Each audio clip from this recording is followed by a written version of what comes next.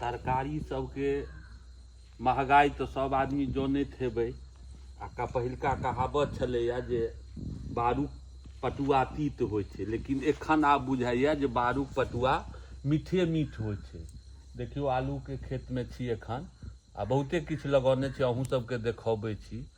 महगाई मानि लिअ साग सब्जी सबके एतेक भऽ गेल छै जे की कहू, अहूँ सब बुझैत हेबै, नहि बुझैत हेबै से गप नहि छै। देखबै छी बैगनो सबके गाछ है, एहिमे फूलो सब देने है, नहीं देने है से नहीं, फूल देने है। महगाई चरम सीमा पर है। एहि कात मिरचाइयो सब है, इम्हर फिर बैगनो सब है, इम्हरो आलू है, एहि सबमे मिरचाई के गाछ है। आर इम्हर देखबै छी जे कोबियो सब किछु है। एखन छोटे छोटे कोबी सब एहिमे रोपायल गेल है, एखन छोटे है। आ ई वाला कोबी कनी पैघ है। ई कोबी बंधा कोबी है, आ ई वाला कोबी थाका वाला है।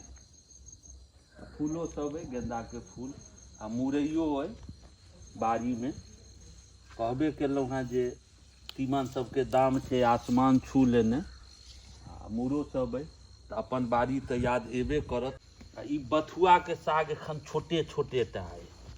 ई झल्ला बथुआ के साग है। एनाहियो कहै छै जे बथुआ खेलासँ पाचन। आइमे बिना खाद पानि के ई जतेक बाड़ी में देखै छियै, कोनो खाद ताद नहीं छै, एकदम नेचुरल तरीका जकरा कहबै ओहिसँ उपजौने छियै ई सब। अब देखियौ भगवानक माया की सब कहिए रहल छी। जहन बड्ड चीज महगाई होइ छै तऽ अपन एहि चीज कहै छै, कहै नहीं चलिए बारूक पटुआ तीत, तऽ आब बारूक पटुआ तीत नहीं, मीठे मीठ होइ छै। अपनेसँ अगर लगेबै आ लगेलाके बादमे उन्नति भऽ जाइ छै सब चीजके, तऽ बड़ा मोन प्रसन्न होइ छै।